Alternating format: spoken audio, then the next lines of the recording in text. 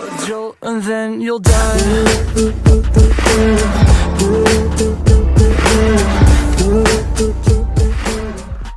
Hey there guys, what is going on? It's Miss C.O.Z here, and before you continue watching this video, please click that subscribe button below and leave a like. So I've been hearing a lot about this game called Mortal Shell. It's been described as a Soulsborne or a Souls-alike, and I thought, you know, I had to give it a go because I enjoyed Bloodborne. I platinumed it, and then I played quite a bit of Dark Souls 3 as well before I randomly left it, but I need to go back to it at some point. Yeah, I got to end game. Anyway, what is important is that basically I have been playing this game quite a bit. So Grisha is like a side boss that you see at the start before you come across any of the main bosses, and he actually took me really long. I wasn't well when I was against him, so I was so slow. I kind of just waited, and it took like freaking 12 minutes to beat him because I was literally just waiting for him. I was constantly dodging, but I wasn't doing anything. So Grisha, we can start off with him, is that he's not that hard, even though he took me ages. I just took my time with him. Grisha has two side swipe attacks, which can easily be dodged by dodging left or right. And then he also puts his claw in the ground. This is the attack that you're trying to look for. Essentially what he does is he digs himself into the floor. He digs his claw into the ground. Wait for it. We're just going to show you here. So keep letting him slash. I'm going to let him slash and then wait for it. This is what you want to bait. Alright, here it is. Then you want to harden by pressing R2, and you want to damage him and do like as much damage as you can to him, maybe even a poke. I was just going wait for him, get behind, harden and poke. Harden is an interesting mechanic inside Mortal Shell, where if you press R2 you basically get like a coat of stone which can tank a hit, but it doesn't last forever obviously. So this was basically my strategy for him. Grisha I just was patient with because I didn't have a very fast weapon, and I was thinking the R1 slashes were not doing enough. So it was pretty much a basic fight once I learned to pretty much bait this out. As well, as you can see, I'm just taking my time, moving back and forth, waiting for his slash because I don't want to tank them. I mean, I could have used Harden, but at this point I was very new and I'm doing very less damage. You know, I'm only doing like 16 damage or something because it's still like the start of the game.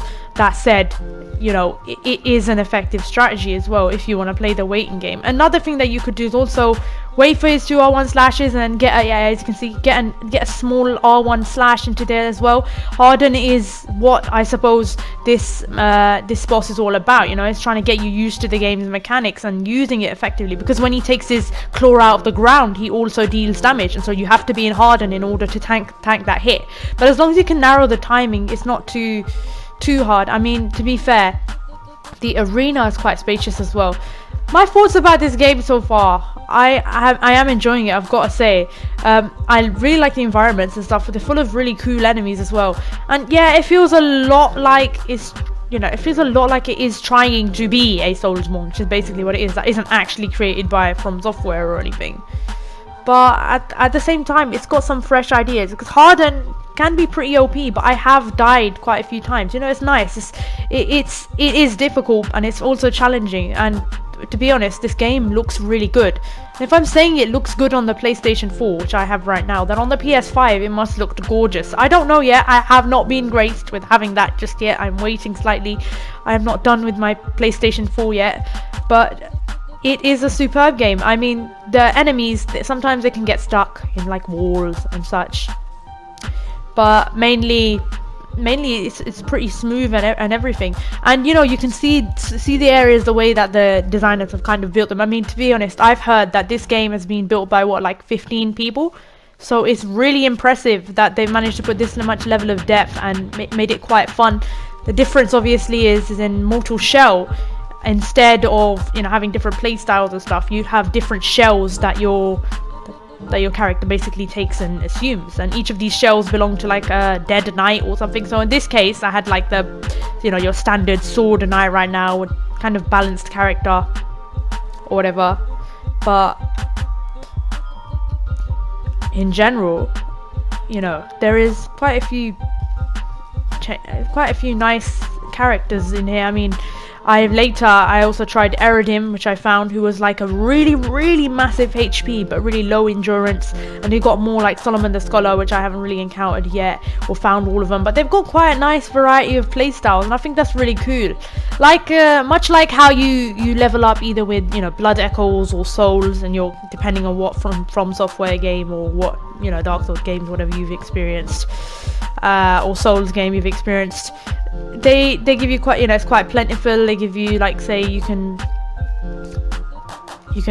upgrade your stamina and such. You can upgrade your endurance, cooldown abilities, all that, blah blah. You know, the basic standard RPG setup. But what I find quite forgiving in this game is that if I were to die, I would be knocked out of my shell, and I've been given a gap where I can, you know, I've got really low health, but I can go and jump back into that suit. So you've got really low health while you're out of it. You can just easily get one-shotted or whatever. But you've got a chance even in the middle of a boss fight. And I think that's pretty generous because, yeah, I suppose the whole aim of these games, they are supposed to be unforgiving. You're supposed to learn and adapt to boss fights. But at the same time, you kind of want that fun factor. And I think Mortal Shell has got that fun factor. It's not to say that it doesn't get repetitive sometimes. You know, I've played enough of... I can see some flaws, you know, it can get a bit boring. I mean, some of the enemy types are pretty similar, but then again, they're the cannon fodder that you're supposed to be training against anyway. Yeah, and that's pretty much Grisha for you. It wasn't too hard. Took some time for me, of course, but the whole idea is basically to bait that ground claw attack, Harden, get in there, tank the hit, and poke and repeat. Pretty much.